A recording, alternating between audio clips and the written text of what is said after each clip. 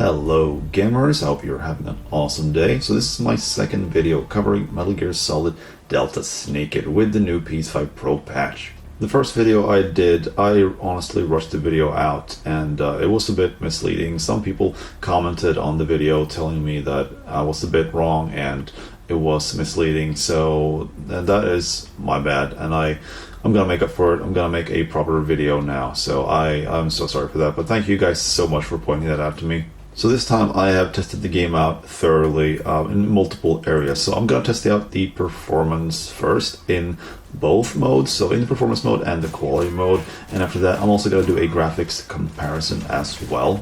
So this patch came out on the same day as they released the multiplayer mode, Fox Hunt, on October 30th. But before we get into it, if you enjoyed this video, please do give it a like, as it helps a lot. And if you don't, give it a dislike. And if you want more real gaming content, you know what to do. Subscribe if you haven't already.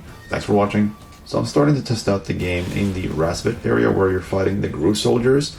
And this is the only area that I actually covered in my first video.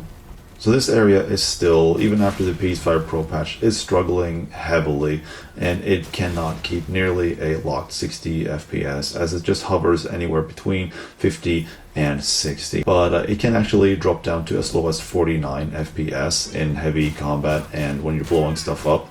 And now I switched over to the quality mode, and the FPS is also struggling a lot here, though it is slightly lower on a regular basis when you're actually playing in the quality mode, but it still drops down to the lowest point as 49 FPS, and then it just hovers like anywhere between 50 and 60 most of the time, but it's generally a little bit lower than the performance mode.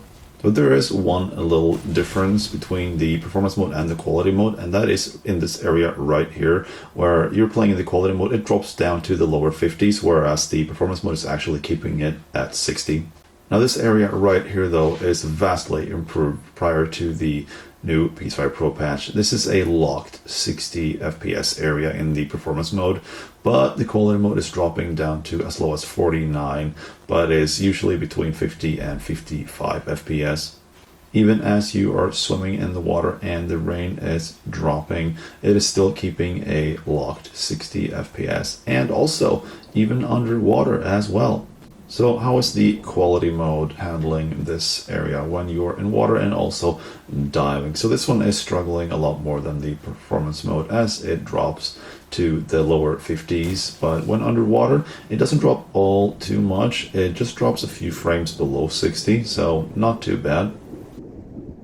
This area, I remember, was struggling quite a lot prior to the new patch, but now it is a locked 60 in the performance mode. But the quality mode, however, is struggling, and the lowest point I reached was 49 FPS as I was panning the camera around. This area in the performance mode is sadly struggling a lot, and I think it has to do with the lighting, because right now, for example, the frame rate is actually holding up. It's good, but then as soon as I come close to the light here, it is just dropping to as low as 49 FPS, and in the quality mode too, it's also just as bad, but it dropped down to as low as 48, so it dropped an extra frame, so not great. It's really struggling with the lighting. And here is the end in his wheelchair, and I'm trying to get rid of him here, and I'm also just trying to create a lot of chaos, and I'm exploding a lot of things and killing a lot of enemies, and he just got me back with that wheelchair. But yeah, I'm just trying to create as much chaos as I can in the performance mode right here. So this area is running surprisingly well. It is a really solid experience, and I actually never had a single frame dropped. Just a locked 60.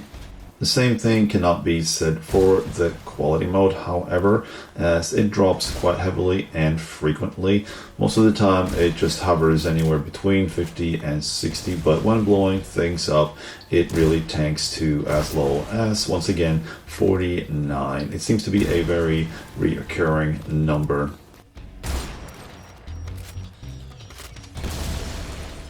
So this is the area where you fight the fear, but it's before that, and this area right here is actually a locked 60 FPS in the performance mode, so that is absolutely fantastic to see. Now the performance mode, however, is struggling quite a bit, as it actually drops down to as low as, once again, 49 FPS. But yeah, it just hovers anywhere between 50 and 60 most of the time, as usual with the quality mode. And here we are just outside the lab, and I have cleared the enemies. I'm just running around to see if there are any frame drops, and this area is mostly between 55 and 60 FPS, so there are definitely drops in the performance mode. But however, when you get close to a light source, like inside here, in this storage room, the FPS absolutely tanks. It drops down to as low as 48. That's a first time for the performance mode, and that's just absolutely atrocious. And now in the quality mode, and it is just as bad as the performance mode, it drops down to 48 here as well, so pretty much the same. But then in this area right here, now the enemy actually woke up, but in this area the FPS is just anywhere between 50 and 60 FPS. Now we are inside the lab in the performance mode, and the lowest point I ever got to was 55 FPS, so it's anywhere between 55 and 60 FPS, so not great but not too bad, I guess. And then we have the quality mode. It is a bit worse. It is dropping down to as low as 51, and then it's just anywhere between 51 and 60, but it's generally just a few frames lower than the performance mode. So that's going to do it for the performance testing, and now it's time to move on to the graphics comparison.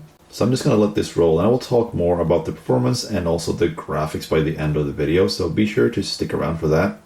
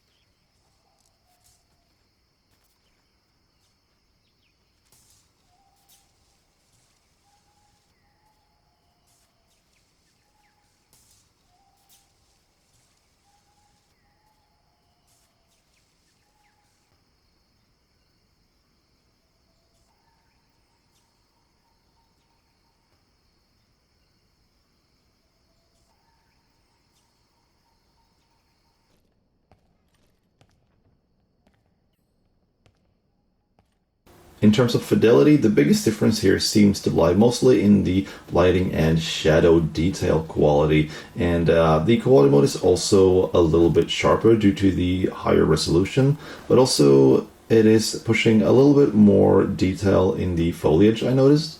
Before talking about the performance, I have to mention the cutscenes, and they are still running at 60 FPS in both modes. However, they are not pre-rendered, so they are captured in real time, which means you will experience frame drops just the same as during gameplay.